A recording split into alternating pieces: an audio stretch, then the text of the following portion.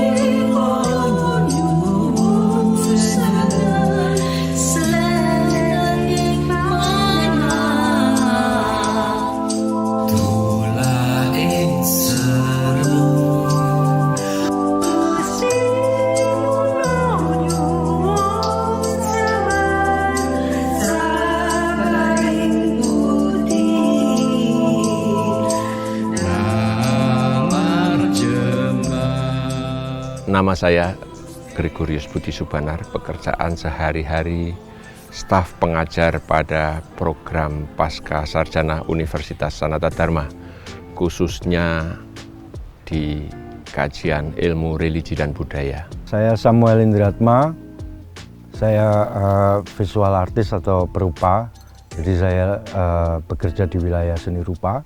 Jadi pekerjaan yang selama ini saya kerjakan adalah di ranah visual. Nama saya Dimawan Krisnawaji. Saya adalah pemain cello, saya celis. Basic saya belajar musik klasik. Saya banyak bekerja di musik industri. Saya juga banyak bekerja di musik orkestra di Jakarta. Saya juga mendirikan kelompok musik gesek namanya Saunini String Orchestra. Nama saya Giwang Topo. Saya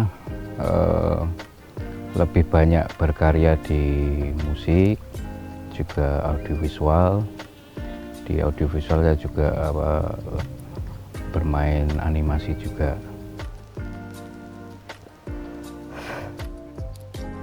Ya, nama saya Bernard.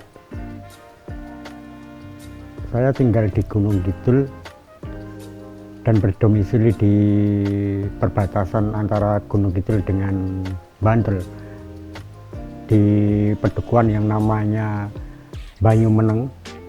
Terus aktivitas keseharian saya di rumah itu lebih konsentrasi dalam kegiatan seni rupa ataupun aktivitas seni rupa, melukis, membuat karya-karya dalam bentuk tradisi ataupun lebih ke ada muatan-muatan bernuansa aksara Jawa.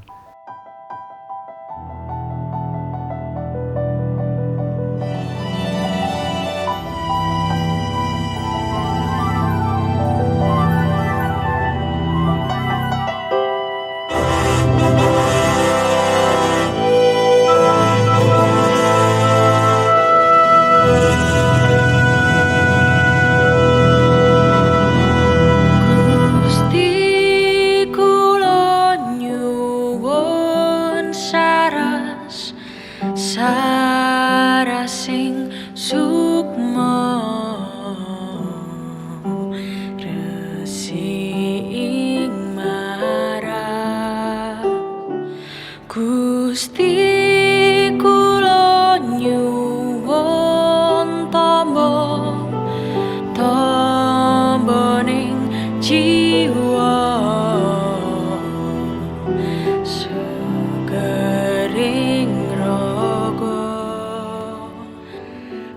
salah satu dari program yang kami kerjakan adalah sebuah mata kuliah yang interdisipliner.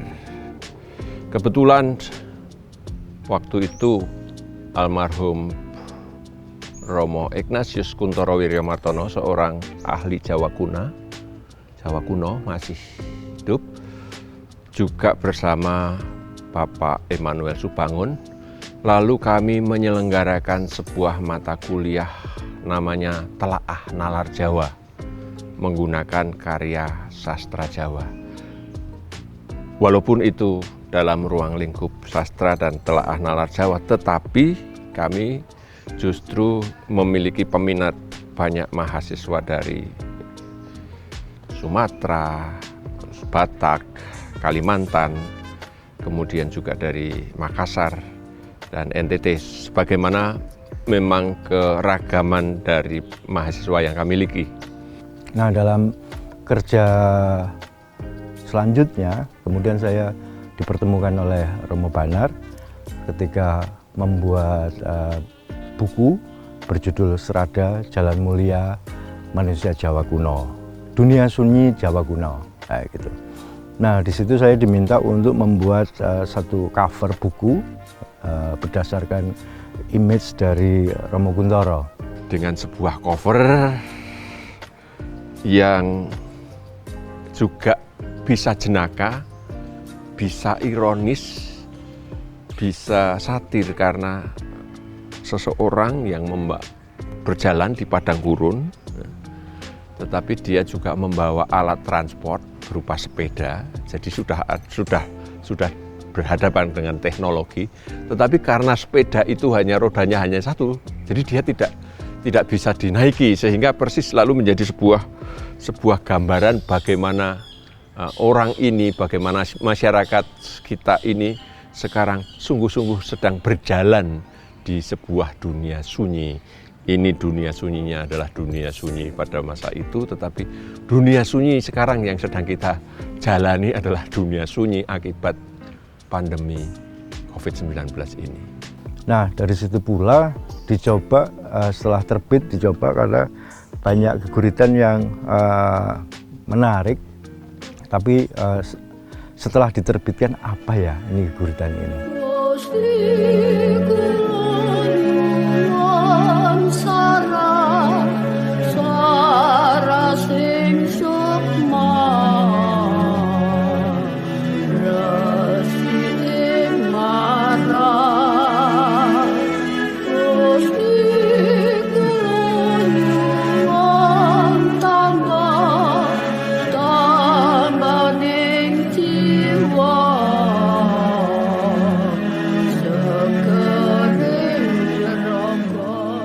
Satu kajian yang langka ini kami beri istilah Serada Jalan Mulia Dunia Sunyi Jawa Kuno.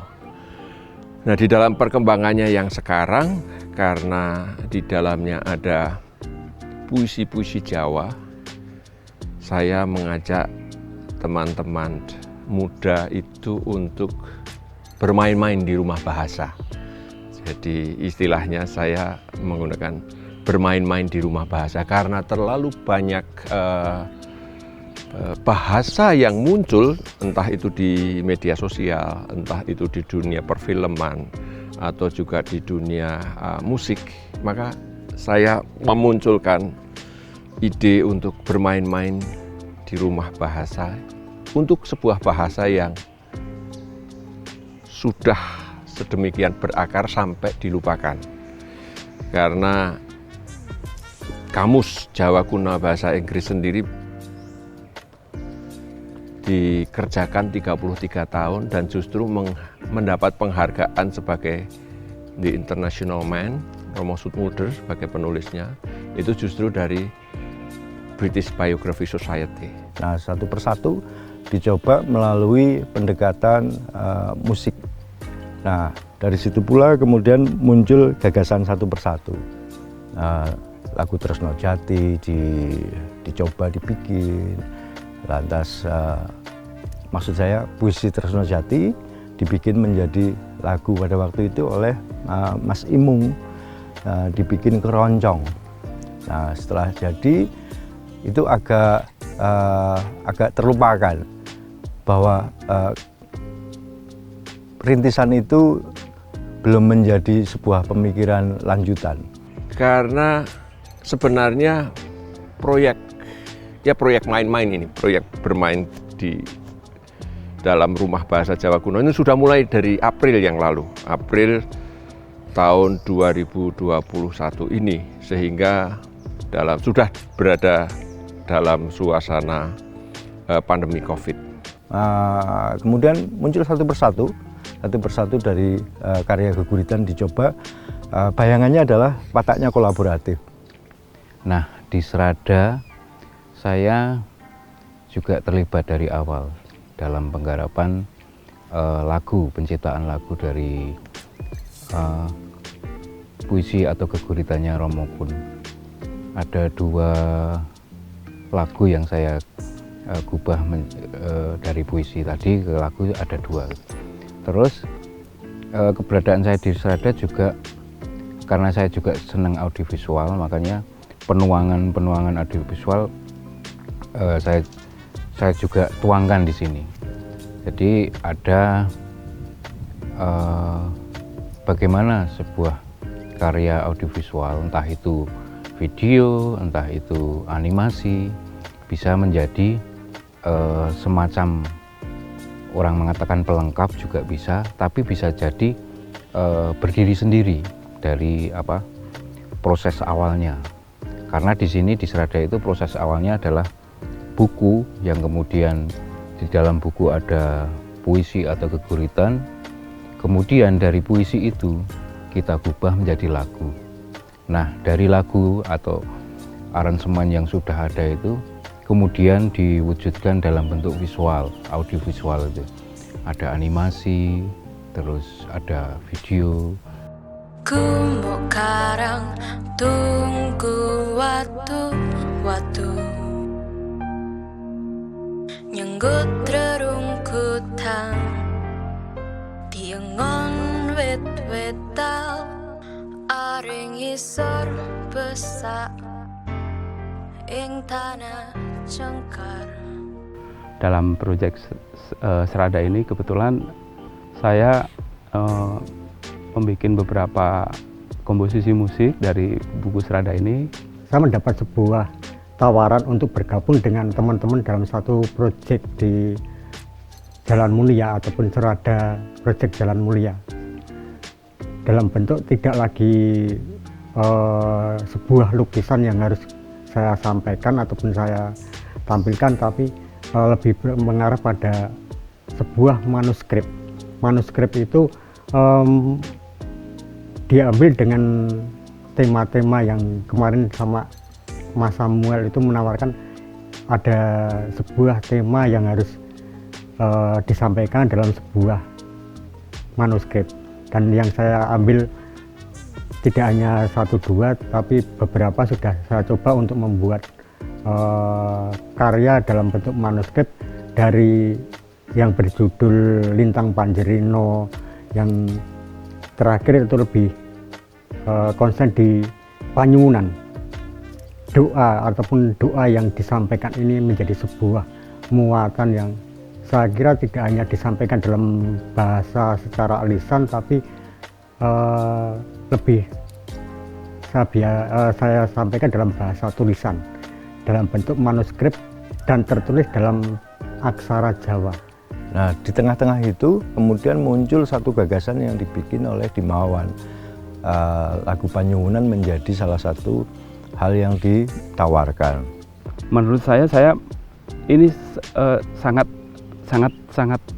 tepat momennya saya untuk membuat komposisi lagu Panyuwunan ini dengan syair yang seperti meminta kesembuhan, meminta kesenangan, meminta obat. Jadi inspirasi dari geguritan ini, dari syair ini, membuat saya menciptakan melodi yang menurut saya apa ya,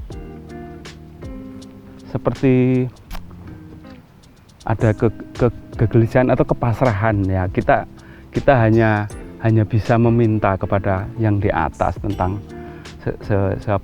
kejadian tentang pandemi ini.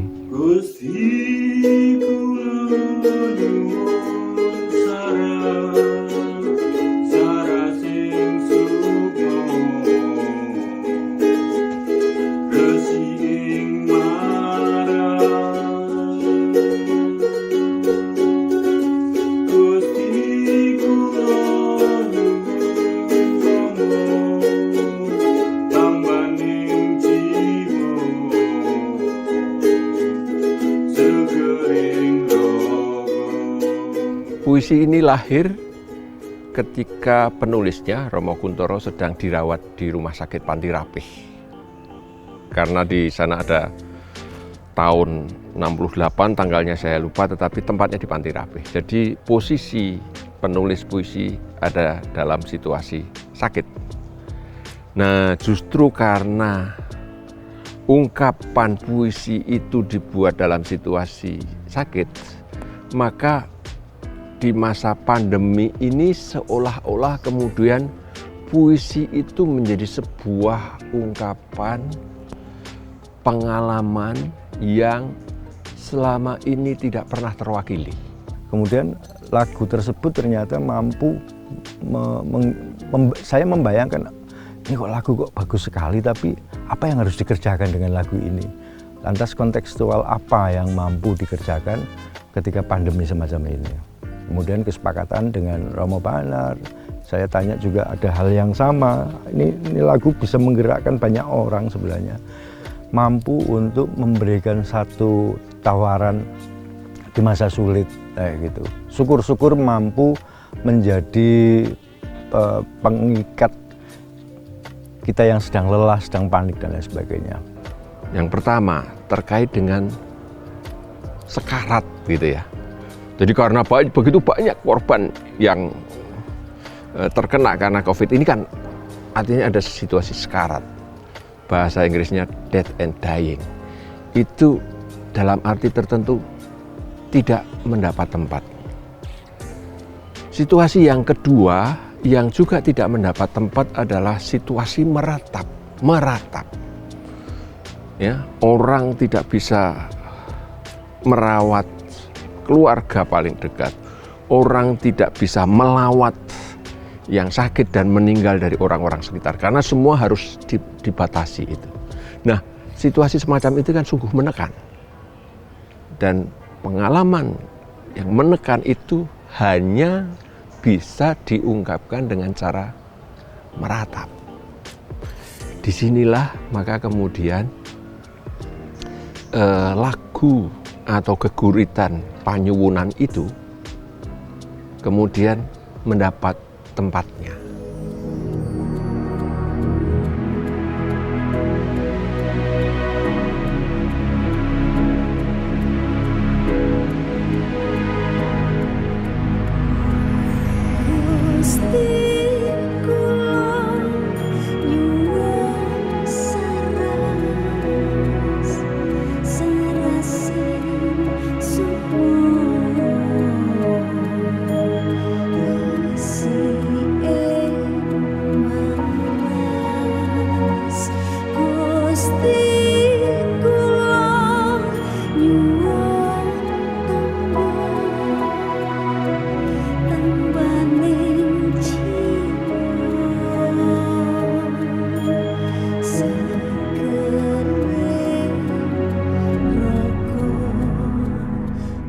Yang beredar memang yang kita edarkan, yang kita sebarkan luas itu sebenarnya bagian refrainnya saja, karena mungkin kalau versi aslinya itu selama 7 menit dan ada berapa frase gitu, ada pengulangan, semuanya permintaan, permohonan.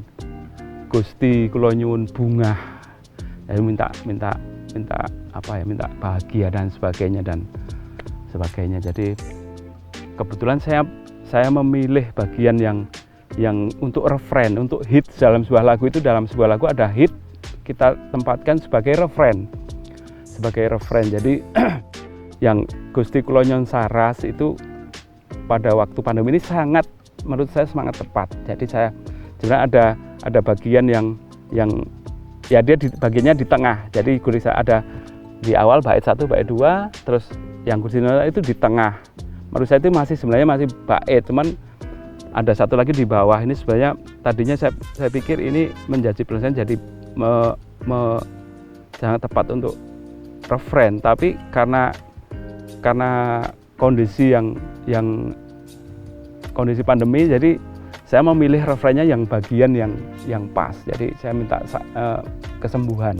Bagi saya mengejutkan adalah reaksi 2-3 hari pertama, karena begitu lagu ini muncul, saya mendapat satu pesan WA lewat teman, itu permintaan menerjemahkan ke dalam bahasa Indonesia dari mantan Menteri Agama Dr. Lukman Hakim itu. Saya juga terkejut, tetapi kemudian saya kemudian secara antusias gitu ya, secara spontan juga menerjemahkan lagu bahasa Jawa ini ke dalam bahasa Indonesia, tentu dengan pertimbangan-pertimbangan, karena sampai saat ini juga teman-teman masih mendiskusikan bagaimana sampai diterjemahkan dengan pilihan-pilihan kata itu, karena memang Romo Kun memperlihatkan sebuah kedalaman dari nyuwun saras di Sukma, tetapi juga kemudian Resi ing maras. Nah, maras itu sendiri sudah problematis untuk diterjemahkan. Apakah itu kekhawatiran, apakah itu hati, ataukah itu organ-organ tubuh di dalam. Itu sesudah itu kemudian minta tombo ning jiwa, segering rogo. Jadi ada sebuah proses yang berjalan seperti itu. Itu pada satu sisi. Jadi terjemahan. Nah, hari berikutnya pada hari ketiga atau hari keempat itu Asisten Menteri Agama menelpon pada Pak Sam, pada kami, itu minta izin supaya lagu itu boleh dipakai untuk jingle Ning Cipta Nasional. Jadi tanggal berapa itu, tanggal 11 Juli itu digunakan untuk kami merasa surprise bahwa ada tanggapan yang sedemikian besar gitu ya. Gusti kula nyuwun saras ing sukma, resi ing maras. Gusti kula nyuwun tombo ning jiwa, segering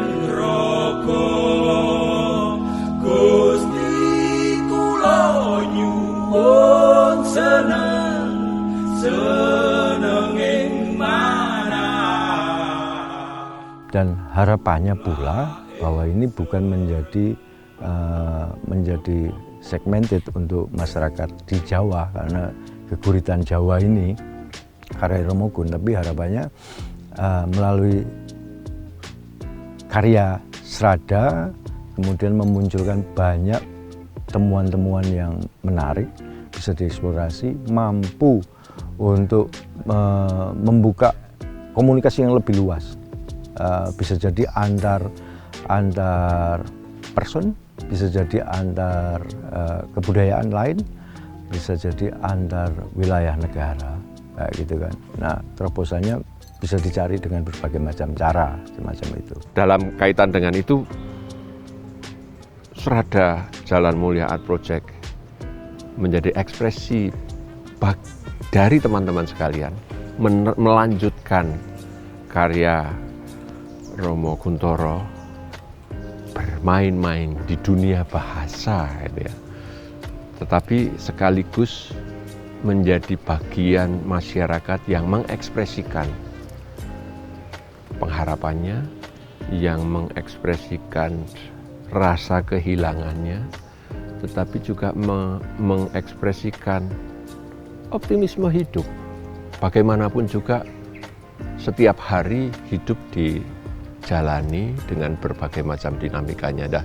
Disitulah kami menempatkan keterlibatan Serada Jalan Mulia Art Project itu menjadi bagian ekspresi seni, tetapi juga bukan hanya ekspresi seni saja, tetapi juga bagian dari yang mengungkapkan kedalaman hidup, sehingga lagu-lagu yang diperdengarkan di sana juga menjadi sebuah kesempatan untuk merefleksikan, untuk mengunyah lagi pengalaman, tetapi juga menjadi ungkapan yang mewakili. Saya kira itu hal yang sederhana yang bisa kami lakukan bersama teman-teman di dalam Serada Jalan Mulia Art Project ini.